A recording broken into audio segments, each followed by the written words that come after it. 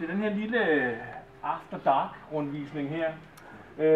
Vi er pivstolte over, I would speak English in a little bit. Just say this and I asked him how ago if you said something bad about me.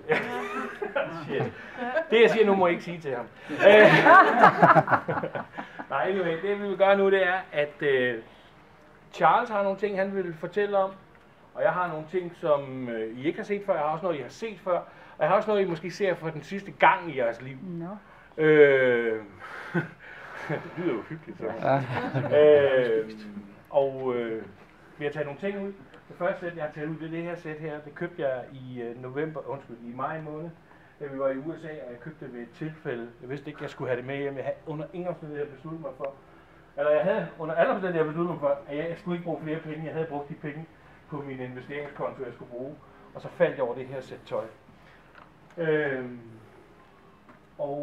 købte det af Joe Moscheo, og til dem af jer, der ikke ved, hvem Joe Moscheo er, så var det en del af Elvis' kor, The Imperials, og vi var hjemme og besøgte ham privat, og han fortalte, at han ville flytte til Italien, og han skulle sælge nogle ting, og det skulle væk nu. Og jeg gik rundt i hans hjem og begyndte at pille ned. Jeg vil gerne have det, jeg vil gerne have det, jeg vil gerne have det. Nej, det gjorde jeg ikke. Han sagde til mig, Henrik, jeg har det her, jeg gerne vil sælge. Og jeg kiggede på det, og mens jeg så kiggede på det, så siger jeg, men Joe, har du ikke noget andet? Altså, kunne man forestille sig, at du havde en kostyme eller et eller andet, du havde fået af Elvis, eller noget, du havde brugt til nogle af dine shows sammen med Elvis? Bare et eller andet sådan lidt ud over det sædvanlige. Og han kom med 2 andre ting, som jeg ikke vil fortælle noget om nu. Og så kom han, og dem købte jeg. Og så kom han med, det her sæt tøj, som han fortalte, at han havde haft en diskussion med Elvis om Imperials måde at klæde sig på, og Elvis havde sagt, prøv at høre, du får lige det her af mig. Sådan noget her skal ikke gå. Det er cool, at Elvis har selv brugt det. Det er et meget specielt sæt tøj, synes jeg. Det er rusken, ja. I må gerne holde det, og I må gerne røre ved det, og det hele. I må ikke tage det på. Men det er faktisk lidt specielt, fordi det er sådan et sæt tøj, der kan vindes. No. Jeg ved ikke, hvad sådan noget her. Tøj, der kan vindes.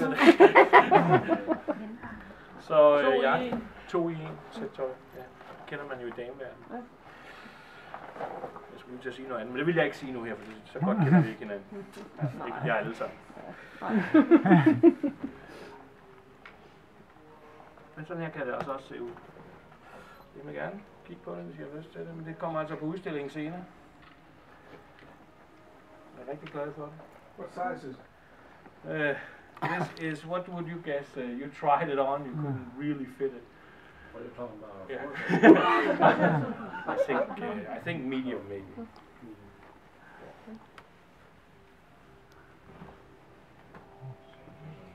Så det var det. So that would be Elvis pre-70s. Well, it's about 71. Ja, det er rusken, ja. Jeg tror, du er på. Det er lige nok på, Ja. Ja. Det går på i dag, den her. Ja, kunne man sagtens. Så får jeg mærke.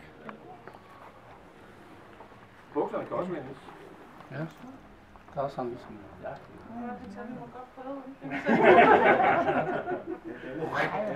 Henrik, ærmen, det var af. Nå, det skal du ikke spekulere på. Så kunne I sige, at du er fra Det er meget detalje. Gaffa kan fikse alt.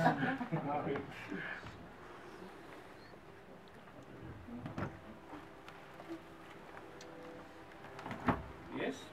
Så skal du gå over for. Ja, det tror jeg også lige i første omgang. Okay, John, then I'm going to show something else that I have to return tomorrow. Yes, return it before they realized it was stolen. Ja. Og det er den her, som er Elvis', den er givet til Elvis fra en RIAA Award fra Aloha from Hawaii. Det er måske nok det, jeg ved ikke om nogen vil diskutere det her, det har jeg egentlig ikke lyst til, men der er måske 68 Comeback og Aloha Show, som er de 2 sådan meget markante Elvis-ting, som alle i hele verden stort set kender. Så for os at have haft udstillet den her i 3 måneder, har været meget specielt. Nu ligger den herovre, I kan gå over og tage den forsigtigt, hvis I lover mig ikke at kaste rundt med den. Og få jeres billede taget med, at I holder den her plade. Der findes et billede et eller andet sted af Elvis, hvor han modtager den her. Oh, yeah. Did you get one? Presented to Elvis Presley. Yeah, yeah. Wow, no wonder you stole it. Yeah, no, I stole it. He is filming, so would you please? in 2 days we will both be blackmailed. Yeah, don't stop me. I'll be trying to leave the country. No. But Josh, you had a few stories. I have a piece more that I would show them when We'll we do get that, and then I'll get into my stories. Should we do it? Should we do it? Yeah, Oh, then absolutely. okay, then. And then we'll do questions and answers too, guys. You just gonna leave that record laying there? Yeah. That boy again, that will be Get out. Clap your face in the corner. Yeah, put it in there. Stuff it in there. I know people are taking pictures over there now, så maybe just wait a little bit. Men ellers kan I gå frem og tilbage og tage billeder, ligesom I vil. Næsten gøre, hvad I har lyst. Næsten til. Ja. Okay, den næste ting, som det er faktisk nogle år siden, jeg fandt den ved en tilfældighed. Jeg var ved at lede efter noget andet, det er så forfærdeligt, når man har sådan nogle ting. Jeg fandt den ved en tilfældighed, og var ved at lede efter noget andet, og så fandt jeg den her lille, og tænkte, hvad er det nu, der var i den her? Så lige sådan en juleaften 2 gange. Kender I det? Ej, skulle jeg åbne, hvad der var i. Og så var det faktisk noget, der havde relation til Charles, fordi at det har noget med hans gamle chef at gøre, nemlig Colonel Parker. Colonel Parker, han havde en klub, der hed Snowman's League. But maybe you should talk about it, not me. No, you finished the Danish. No, I just said that it's part of the Colonel Parker legacy, that he had the Snowman's League, and you were a member of the Snowman's League. Correct. And this was like an award. We have to figure out who got this award. Which we're going to try to find out. Yeah. Don't know if we can. We're going to try to find out. Because I'm curious myself. Because I've never seen one of these. I don't have one of these. Yeah. Yeah. Yeah. When Henrik turns his head, I might. When you guys steal the gold record, Charles will steal that. No, Unluckily for us, we have everything on tape. Thank you. Since I have the record, I'll let you keep this. Yeah, okay. The Snowman's Club to the Colonel was the same thing as the TCB Club thing to Elvis. In other words, if you have this, you're in Elvis's inner circle. If you have a Snowman's, am I talking too fast? No.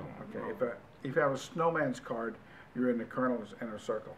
And the Snowman's card is more exclusive than this because he didn't give them out to just too many people. You've got presidents, Walter Annenberg, you know who I'm talking about, the ambassador to England, and Yeah. on TV guide and everything. Baron Hilton, I mean, the list of important people goes on for the Snowman's Club. My name's the last one down. But just, you have to memorize a poem and stand in front of everybody who happens to be there in the office at the time and recite that poem before you get your card. And I'm thinking, is this for real? Back in school, but it is, yes it is. You have to memorize a poem. I think the day that I did it was Tom Hewlett, Jerry Weintraub, maybe Ed Bonja, George Parkhill, and Colonel and Loanne. I'm real embarrassed. I mean, you know, what if I screw this up? Does that mean I don't get it? But it's all done in fun, because the Colonel, one thing about the Colonel, he was fun. And but to have that card, Snowman's card, and a TCB is very memorable to me because not a lot of people have both. The club that Colonel had, how did you get did you have to pay to be a member? No. But you had to pay to get out, right? Oh, you can't. Well, you don't have enough money to get out. It's free to get into the club, but you have to pay to get out. But I don't want to be a part of that club. But he gives you a book on the Snowman's Club. The first 2 pages has some mumble jumble on it. The next 20 pages are blank. There's nothing in there. But you read it and you think, and then when you finish, it feels like you just read a circle. You're right back where you came from. You accomplished nothing. Just like my airplane thing yesterday. But that was all the way the Colonel did things. And so it's an honor to have that. So, but I've never seen this, but we'll try to find out for you guys who it belonged to. Because I can promise you, that's not just a Snowman's card. Somebody did something. What did they do? What do you Or think they would do? or got conned, one or the other. Yeah. Yeah. I heard that the Colonel had, in the early days, he had a couple of guys walking around him with a snowman suit on, even in Hawaii. I just came home from Hawaii, and Good girl. I met Tom Hewlett, who was not Tom Moffat. Tom Moffat, who arranged all the shows or Yeah. was part of all the shows in Hawaii. And he said even in Hawaii in '57, it was so hot, you know, you could only wear shorts. And Colonel had 2 guys walking around in a snowman suit. He's got one of them. He's got one of them on a picture of the snowman's Yeah. manual. Yeah, yeah, yeah, Manual. yeah. So that was the Colonel. Why he did it, I don't know. Do you know why he did it? Where he got the idea? Because that's the Colonel. Mm. He the weirdest things he likes to do. He likes to make people laugh like I do.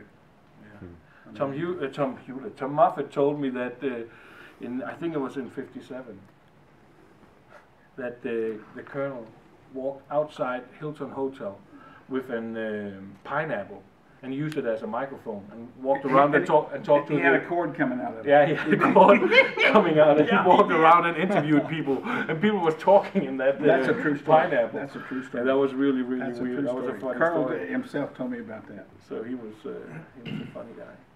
Yep.